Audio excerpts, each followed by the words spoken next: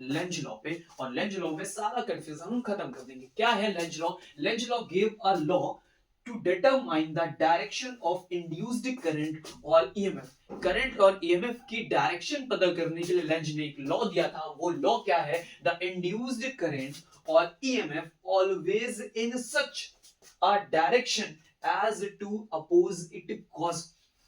Length ने बोला कि ईएमएफ और करंट बिल्कुल ऐसे डायरेक्शन में इंड्यूस्ड होना चाहते हैं ताकि वो अपने उस कॉज का अपोज कर पाए जिसकी वजह से उनका प्रोडक्शन हुआ है। क्या बात समझे? जिस भी रीजन से उनका प्रोडक्शन हो रहा है वो उसी को अपोज करने के लिए अपनी डायरेक्शन को डिसाइड करते हैं और उसी डायरेक्शन में इंड्यूस्ड होकर मिलते हैं। क्लियर होगी बात? चलो अब इसे हम बहुत अच्छे से यहाँ पे समझेंगे। देखिए आज के बाद ये कंफ्यूजन बिल्कुल भी आपके पास नहीं आएगा। इसे थोड़ा ऊपर उठाते हैं, अब ध्यान से समझो। फॉर एग्जाम्पल मेरे पास एक कॉइल है, ठीक है, और वो कॉइल मैग्नेटिक फील्ड में रखी हुई है। ये देखो हमने ले लिया मैग्नेटिक फील्ड, ठीक है, और मुझसे बोला गया कि ये जो मेरी मैग्नेटिक फील्ड है इसका नेचर जो है वो कैसा है? इंक्रीजिंग है। कैसा नेचर है भाई? इंक्रीजिंग नेचर है। तो अब क्या होगा? बी इंक्रीज कर रहा है, ठीक है। अब सीखेंगे, बिल्कुल अच्छे से सीखेंगे कि लेंज लॉ यहाँ पे काम कैसे करेगा। एकदम ध्यान से समझना, देखो बिल्कुल ध्यान से। बी इंक्रीजिंग दे जाएगा, ये मुझे मैग्नेटिक फील्ड दे दी गई। अब जरा सोचो कि क्या फ्लक्स चेंज हो रहा है? तो हाँ सर फ्लक्स चेंज हो रहा है। क्यों चेंज हो रहा है? क्योंकि बी इंक्रीज कर रहा है। अब बी के इंक्रीज होने से क्या फ्लक्स में चेंज आया with respect to time? Yes sir, d phi by d t हो रहा है, फ्लक्स चेंज हो रहा है टाइम के साथ। अगर ऐसा हुआ तो क्या ईएमएफ बनेगा? 100% सर ईएमएफ बनेगा। क्या बात समझ में? अब जो ईएमएफ का रिजल्ट है वो d phi by d t के कैसे नेगेटिव सिंबल के साथ लिखा होता है, और नेगेटिव क्या होता है? Lenz law. लेंज लॉ क्या कहता है कि कॉज का अपोज करो। तो फिर से पहुंचते हैं कॉज पे। कॉज क्या है? ये जो ईएमएफ बन रहा है, ईएमएफ के बाद आपको पता है कि करंट भी बन जाएगी, फाइनल याद है, ठीक है। तो शुरू करते हैं।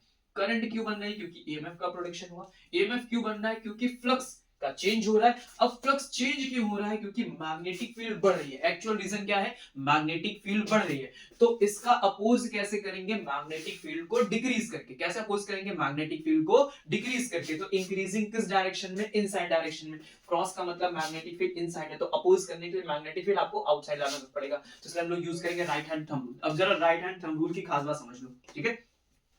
थंब क्या शो करता है? यहाँ पे करंट की डायरेक्शन को, और जो उंगलियां हम कर्ल कर रहे होते हैं, ये उंगलियां जो कर्ल हुई हैं ये क्या रिप्रेजेंट करेंगी? आपकी मैग्नेटिक फील्ड की डायरेक्शन को।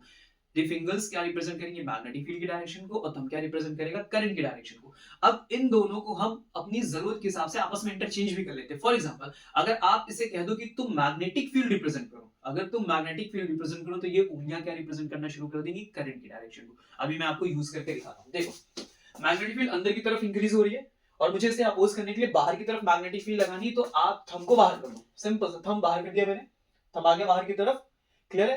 अब इसका अपोज करने के लिए ही करंट अपनी डायरेक्शन डिसाइड करेगा। तो अगर मैग्नेटिक फील्ड बाहर आए तो उसके लिए इस लूप में करंट कैसे फ्लो करना चाहिए? ऐसे करके। देखो कर्ल कैसे हो रहा है? ऐसे ही तो कर्ल हो रहा है। इसका मतलब इसमें जो करंट की डायरेक्शन आएगी, सिंपल।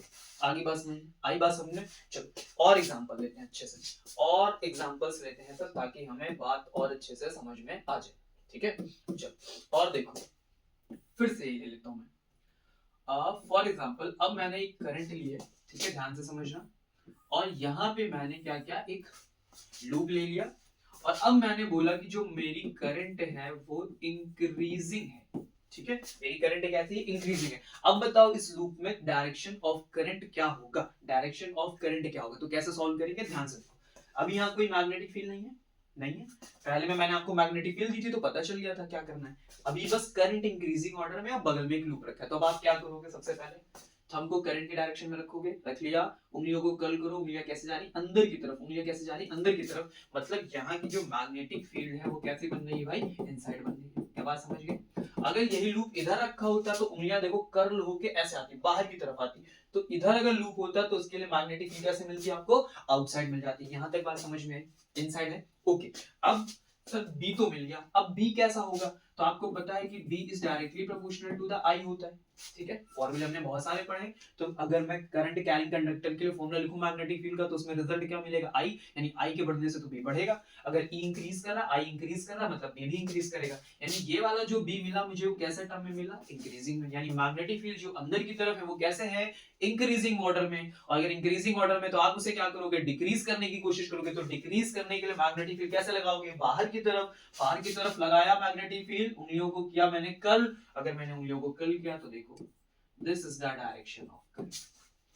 आया, समझ में आया। चलो और एग्जांपल लेते हैं सर, ठीक है, करेंगे ताकि एकदम अच्छे से आ जाए, बिल्कुल ढंग से आ जाए। फिर से मैं एक क्वेश्चन लेता हूं, ठीक है, अब आप करोगे सर, ट्राई करो।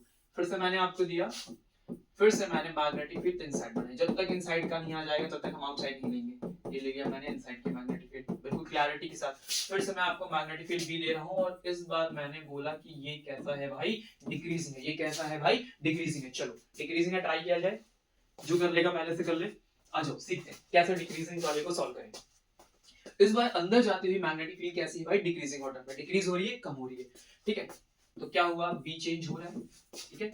अगर बी चेंज होगा तो क्या फ्लक्स चेंज होगा, यस सर। फ्लक्स चेंज होगा तो क्या ईएमएफ बनेगा, यस सर। अगर ईएमएफ बनेगा तो करंट कब आएगी, अगर क्लोज है तो करंट भी आगे आगे। अब चलते हैं, ढूंढते हैं इसका रीजन।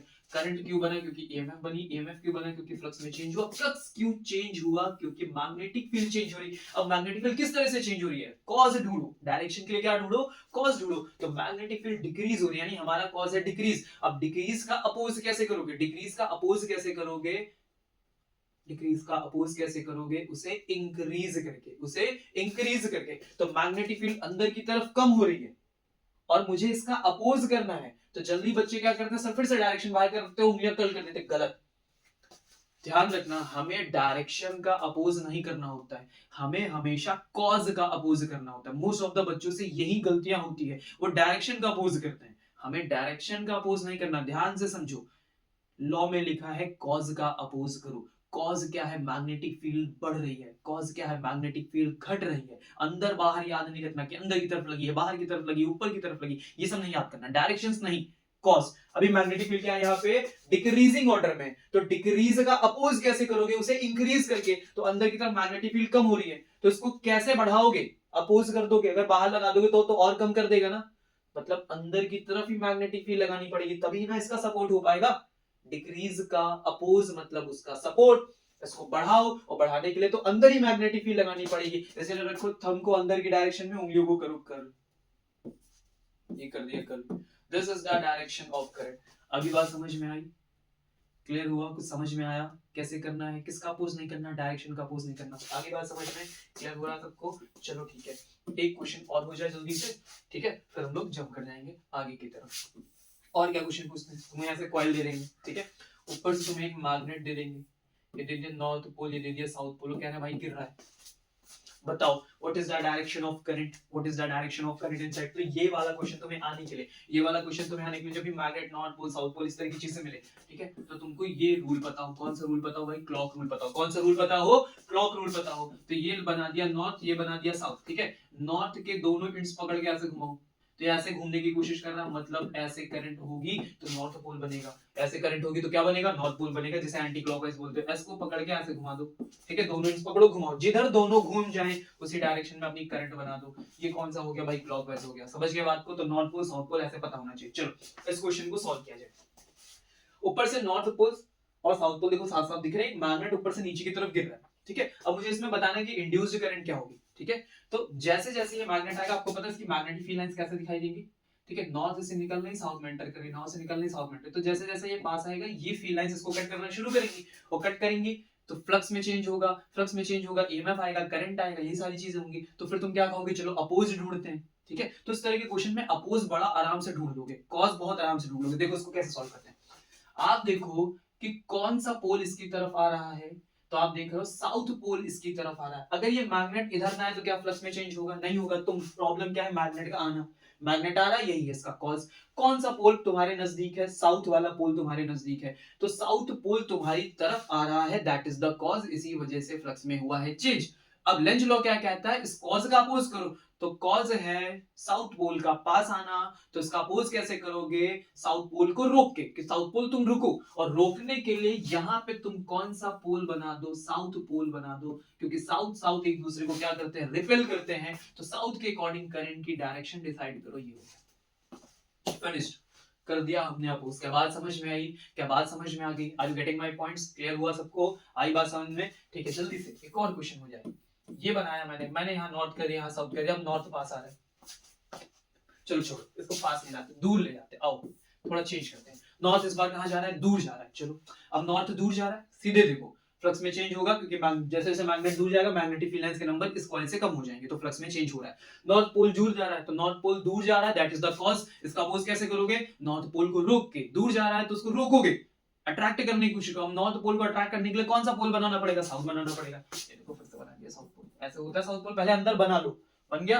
अब ये होगी करंट की तुम्हारी डायरेक्शन। आया समझ में, सिंपल, क्लियर हुआ, are you getting my points, ठीक है। अब इसी में क्या करते हैं, सेम इसी क्वेश्चन में आपसे पूछ लेते हैं कि ये जो मैग्नेट है, ये जो मैग्नेट है, मैं यहाँ पे पेन जरा चेंज कर लूं तो फिर बात करें। ये जो मैग्नेट है, ठीक है, वो जी से गिर रहा था, acceleration due to gravity small g से गिर रहा था। जब इस क्लोज्ड लूप के पास पहुंचेगा, इस क्लोज्ड लूप के पास पहुंचेगा, इस पॉइंट पे जब वो पहुंचेगा, तो ये जो जी की वैल्यू, इसमें क्या फर्क पड़ेगा, मान लो कि कोई वैल्यू जी डैश है, उसमें क्या फर्क पड़ेगा। तो आपको पता है कि साउथ पोल इसकी तरफ आ रहा, तो यहाँ कॉइल क्या बनाएगा, साउथ पोल ही बनाएगा। अब साउथ साउथ एक दूसरे को रिपेल करेगा ना, तो जब रिपल्शन होगा तो इसकी स्पीड में कुछ चेंजेस होंगे, तो एक्सेलरेशन क्या होना चाहिए, कम हो जाना चाहिए, यानी जो जी डैश की वैल्यू है वो लेस देन हो जानी चाहिए स्मॉल जी। आई बात समझ में, क्या बात समझ में आई, ठीक है। अगर सेम ऐसे यही मान लो मैग्नेट ऐसे क्रॉस करके आगे की तरफ निकला, यहाँ नॉर्थ यहाँ साउथ ऐसे करके, और इस पॉइंट पे भी तुमसे पूछ ले कि मान लो क्रॉस करके जा रहा है, अब बताओ जरा जी की वैल्यू क्या है, तो क्या होगा भाई, देखो नॉर्थ पोल यहाँ से दूर जा रहा है, नॉर्थ पोल को रोकने के लिए नीचे की तरफ कौन बनेगा, साउथ पोल बनेगा, तो साउथ पोल इसको क्या करेगा, ऊपर खींचने की कोशिश करेगा, जब ऊपर खींचेगा तो फिर से जो जी डैश की वैल्यू होगी वो जी से कम होगी, यानी हर बार जी की वैल्यू कम हो जाती है। समझ गए बात को, क्लियर हुआ, लेंज लॉ थोड़ा गया दिमाग में, क्या करना है, किसका अपोज करना है, डायरेक्शन का नहीं, किसका अपोज करना है, कॉज का, गेट इट, चलो